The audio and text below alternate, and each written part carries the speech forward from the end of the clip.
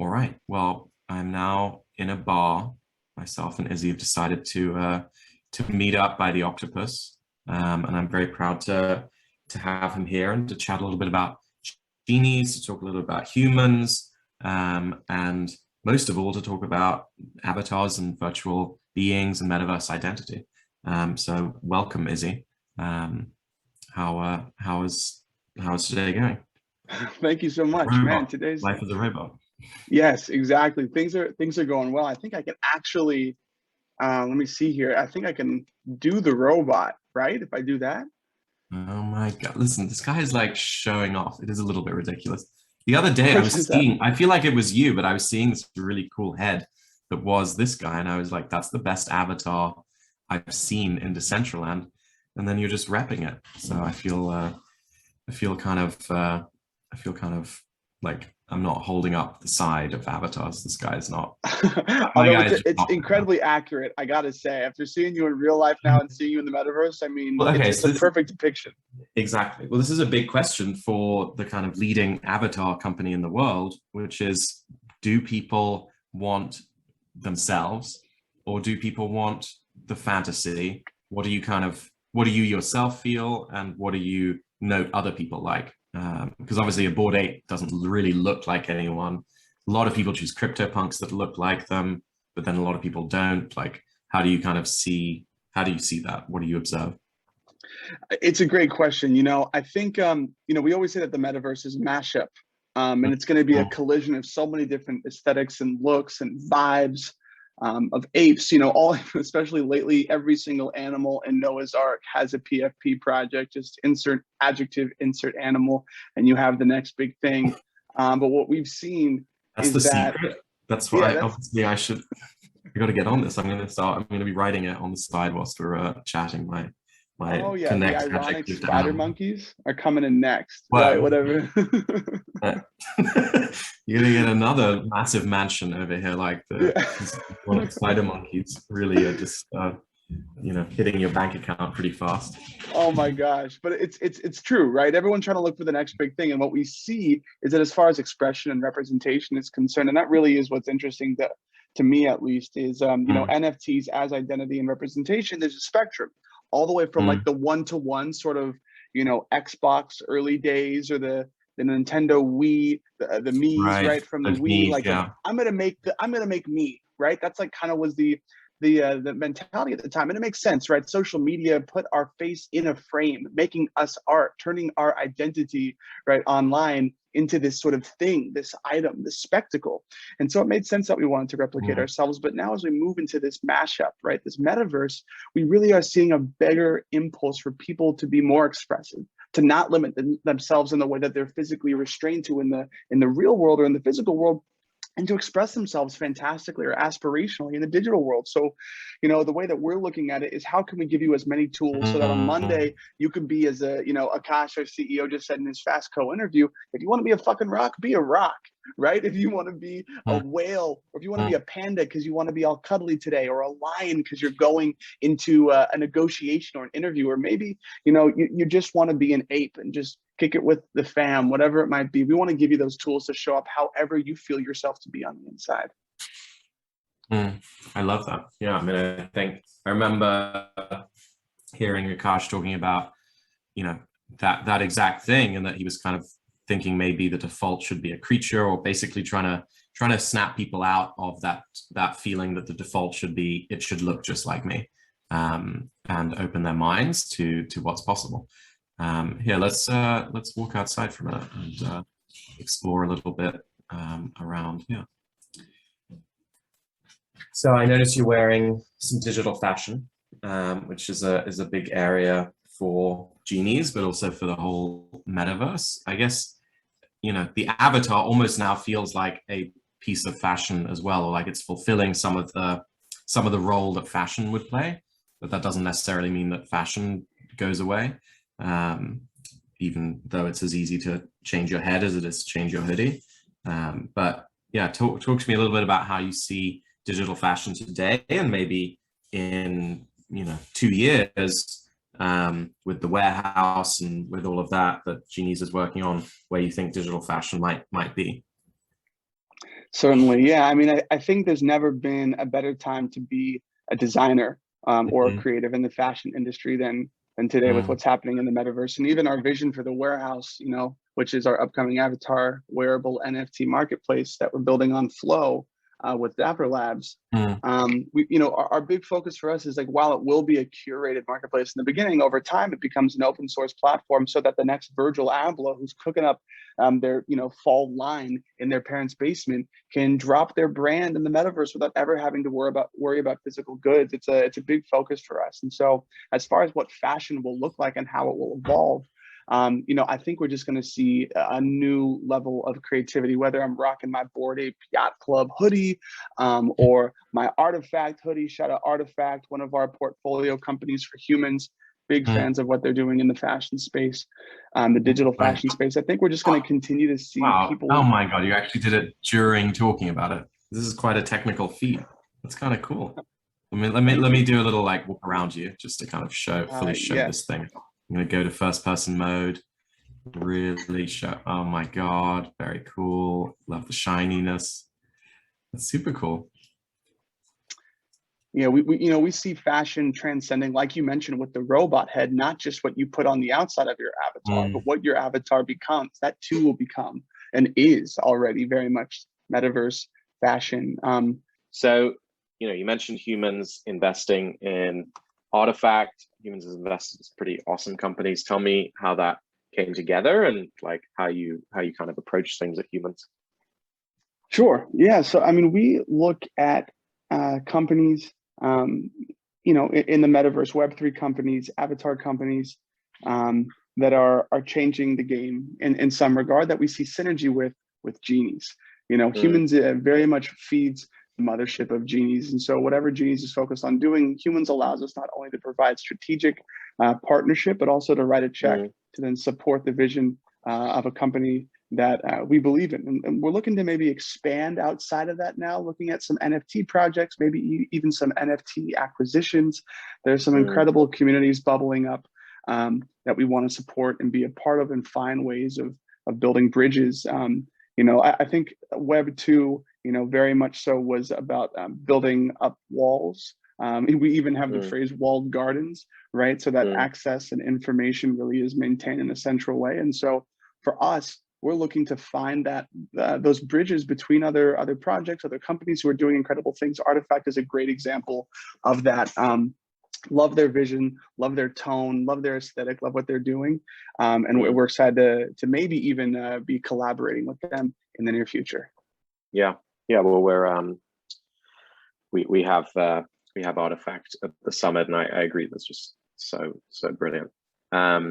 So for a normal group, they buying NFTs would be quite unusual, but I think that's super cool that you guys are exploring buying NFTs. I've noticed the Sandbox buying Bored Apes, and I can kind of imagine some of the awesome things that are coming down the pike. Oh my gosh, Maybe it's never talk. ending. Mm, And we were just actually with Alexander and the Sandbox team the other day looking at their incredible collection, and I feel like I don't know if you saw my Twitter, but I feel like I found my spirit animal actually with one of the apes that they were showcasing. that's hilarious. Tell me a little bit about the worlds, like Sandbox, metaverse worlds, like how you kind of think about those and Genies. Yeah, so we see your genie, your avatar, as sort of your passport throughout the metaverse, right?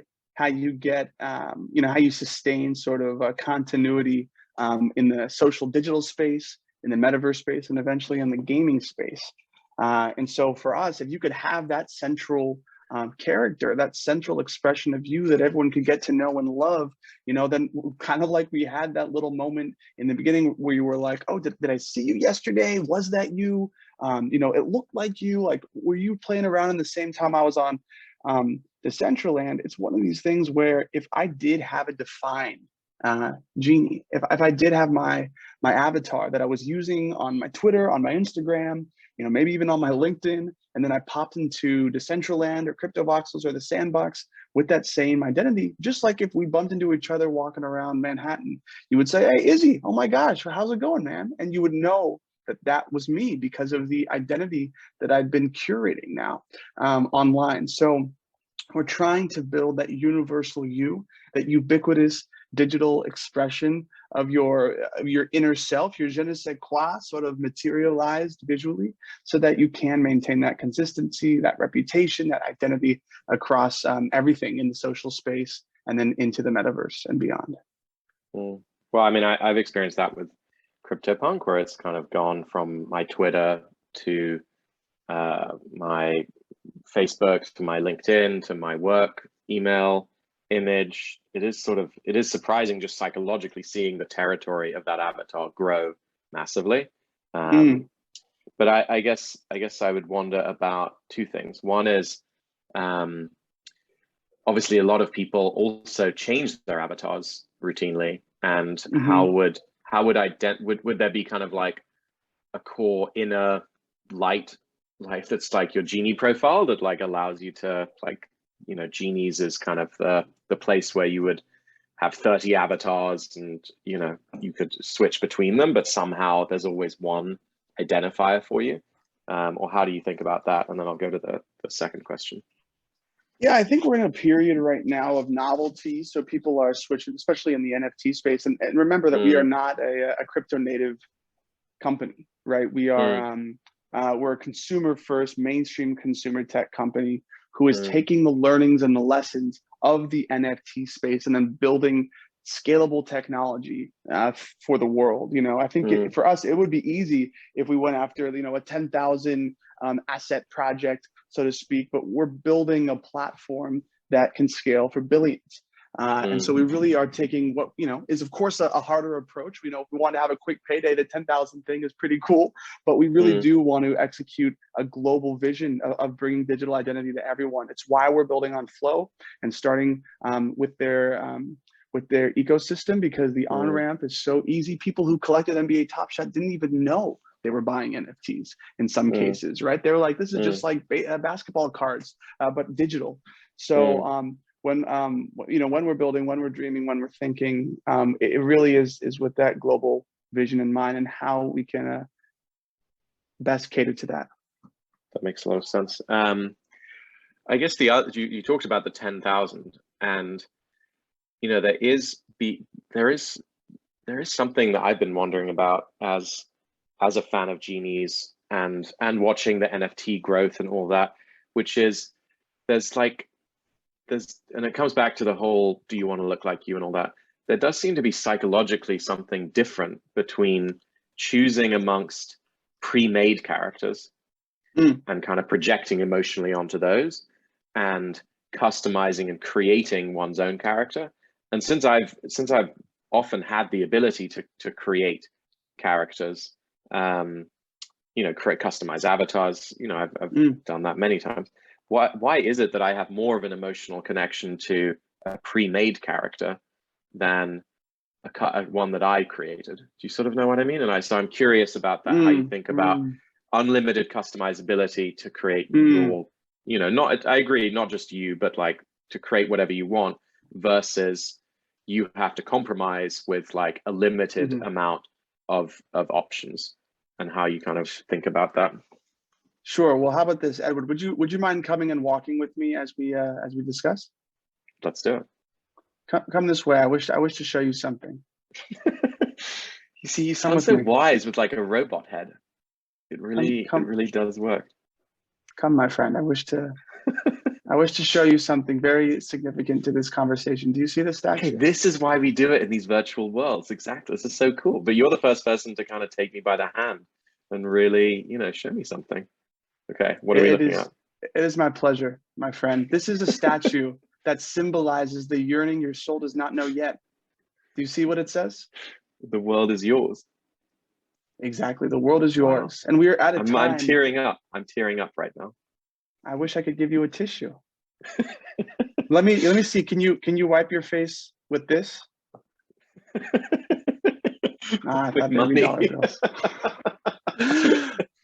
I brought you to the statue, of course, because it's beautiful, but two, to answer your question, we're at a time where it's a very simple technology, and in consumer tech, we like things that have as much reduced friction as possible, as easy as possible. So your love of static assets, it totally makes sense, right?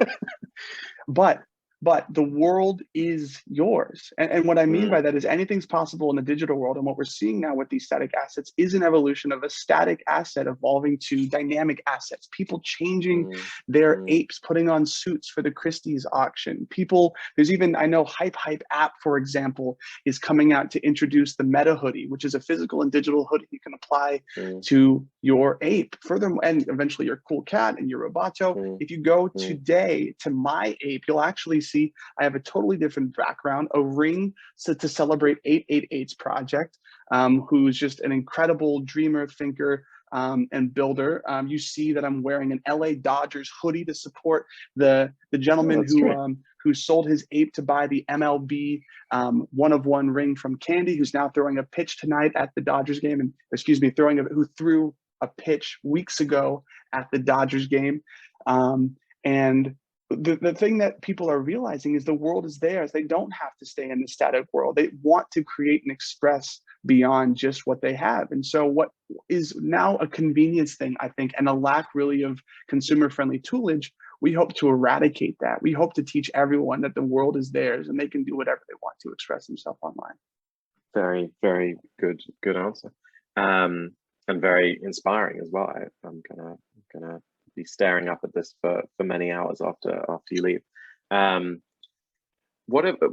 People talk a lot about kind of community or tribes? How do you think about that? Could you see with Genies like 100 people creating a type of avatar or a type of clothing that almost serves as kind of a uniform identifier, so that it's not just, as you were saying, showing who I am, but also showing a kind of I haven't really found a better word than like tribal affiliation, but like something that's like a loyalty to a small group that has a particular kind of goal or mission. Like, I mean, I guess sports hoodies are great examples, but beyond that as well, like how do you think about communities, individual, like little communities building assets that identify them?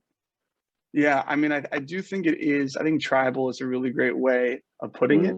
When I first shaved my head for the first time, and when I finally just decided to go completely way bald. too good at Decentraland. I mean, this is ridiculous. You're definitely the best person that we've had so far at Decentraland. So you take the cake. This is pretty cool. I've never known you could be good at a metaverse. You're so good at it. I appreciate the love. Thank you. This guy's very inspiring, I guess. It's the countless months of logged time. Just so that the viewers know, this is actually what Izzy looks like. You may sometimes see computer generated hair on photographs, but just so you know, this is the real Izzy.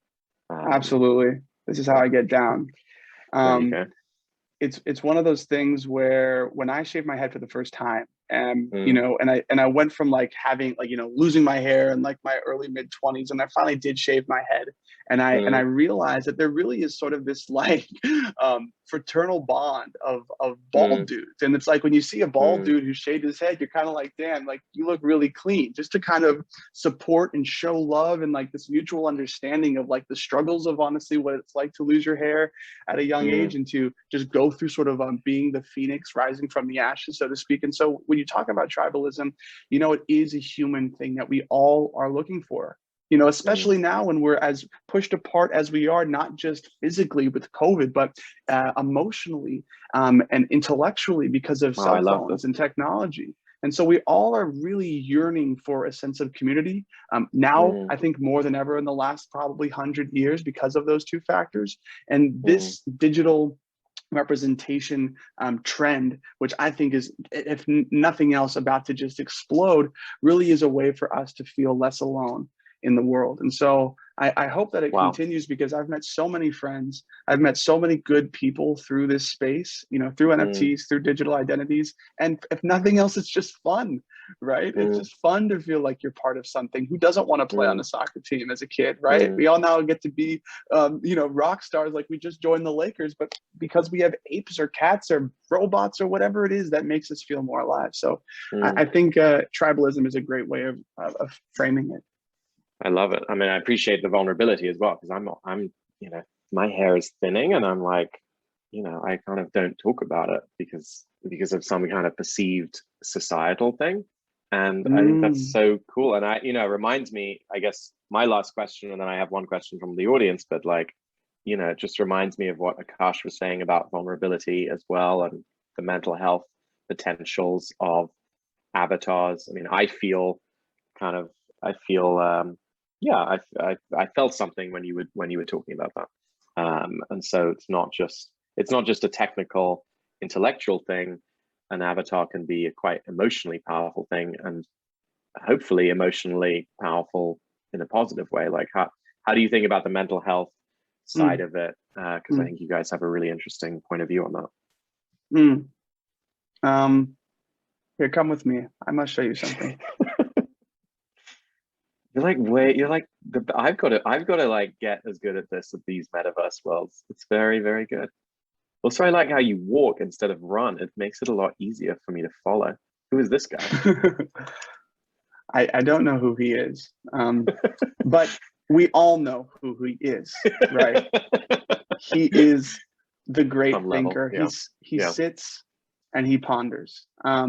We're in an incredibly interesting time right now, I think, in the social digital space, where not enough people are doing what our friend here is doing. I think it's hard to be reflective when we have Twitter brain, when we are stuck, you know, trying to just wait for the next like or the next comment or the next viral post, whatever it might be. So we get caught up. And on top of that, because of the trend of, you know, sort of identity becoming not just our social clout, right, or like our family that we came from, the golf, you know, what's it called, the country club we belong to, you know, it's evolved with social media into what we look like, and now it's evolving into identity is art and culture is value. It's these three things stacked together.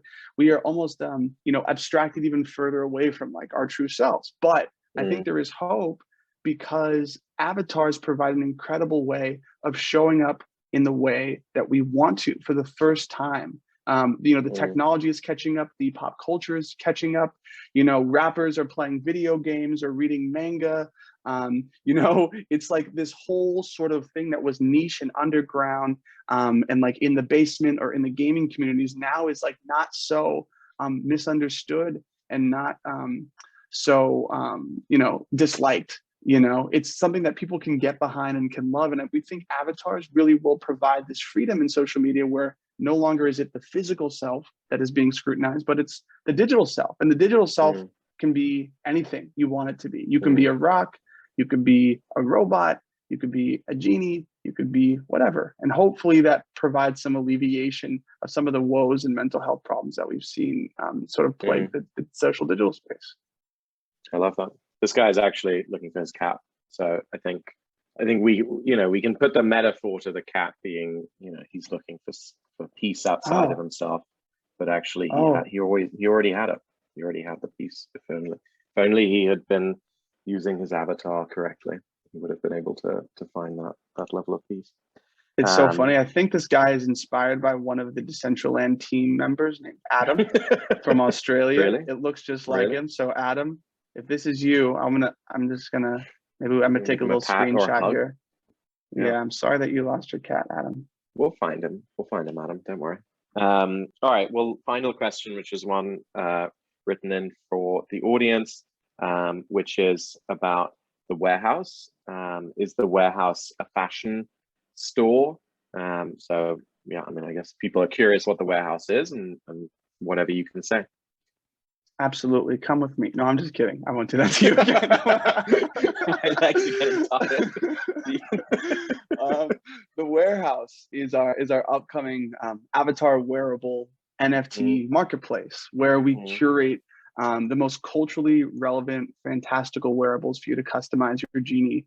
And through our partnerships with Universal and Warner, the NBA and other incredible Titanus IP holders, we're going to be building a place for people to come and to collect NFTs, not to speculate or flip, but to collect, to represent, right? NFTs as identity and NFTs as representation really is something I'm very personally passionate about, and how your collection now with Genies really can become part of your identity. We chose the Flow blockchain, and we're working with Dapper because their technology allows us to have the most accessible price points, right? Low minting costs, low transaction costs. That allows us to release NFTs at a much more affordable scale. We'll of course have rare NFTs, and I'm sure we'll see some fun headline grabbing secondary sales in the future. But really for us, it's how do we make NFTs and the metaverse accessible? How do we make digital identities accessible?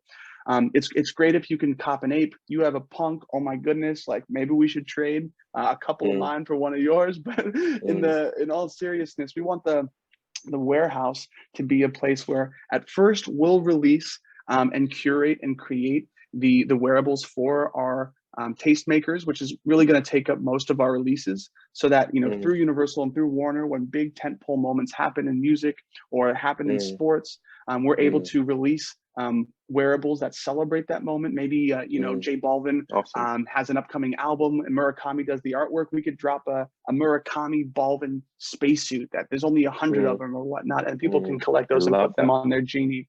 And really, as I said, this moment that we're in of identity being art and culture and being value, we're trying to just make that easy for people to understand and get into it, so that Gen Z, who of course is the most exciting generation coming into the metaverse right now, we want them to see what's happening in gaming, see what's happening in NFTs, see Steph Curry get an ape, and then say, oh my goodness, I can't drop a Lambo on an ape, but I can get an incredible Steph Curry ape inspired helmet, right? Or I can get whatever it might be that DeAndre Hopkins, if he catches a game-winning touchdown, the next day we can drop flaming gloves to celebrate what he just did the day before on the field. So tying culture in a very direct way through self-expression and through the wearables is what the warehouse will allow our community to access. And there's more on that coming very, very soon. So definitely jump into our Discord, Genies Universe, if you're interested in potentially getting access early to what's cooking. And is there anything with Decentraland that people should be excited about? Slightly smaller audience than the entire of Gen Z, but just since we're here and we're about to leave, is there anything people can look forward to in Decentraland? Yes. So if the space-time continuum didn't break, then we just had Paris Hilton as the headliner for the music festival in Decentraland, with a very special guest of Ferocious, who came on out and surprised the audience, dropped wearables for people that they'll be able to keep and wear in Decentraland. And hopefully that's the first of many, not just Genie performers in metaverses, but also showing how Genies, while we're building on Flow, we do have a cross-chain vision. And this activation was the first of many of how Genies will start showing up, not just in Ethereum metaverses, but in other blockchain metaverses and beyond. All right, well, we will leave it there. That's super exciting. Thank you so much for taking so much time. I mean, this was super fascinating, and I think a real vision that people can say cool or not, but it's a coherent vision for the future, and hopefully a good one. So thank you so much for taking the time. Yeah, my pleasure, Edward. Thank you for having me on. The second I met you, and you had the same name as my grandfather, who's the patriarch of our family, who just has really held it down for us and made so much happen for our family. I was like, this is my guy, Edward here, who's going to be leading me through my metaverse conversation. So thank you for having me. Pleasure to be here, and thank you for playing around while we did it. All right, well, thank you so much.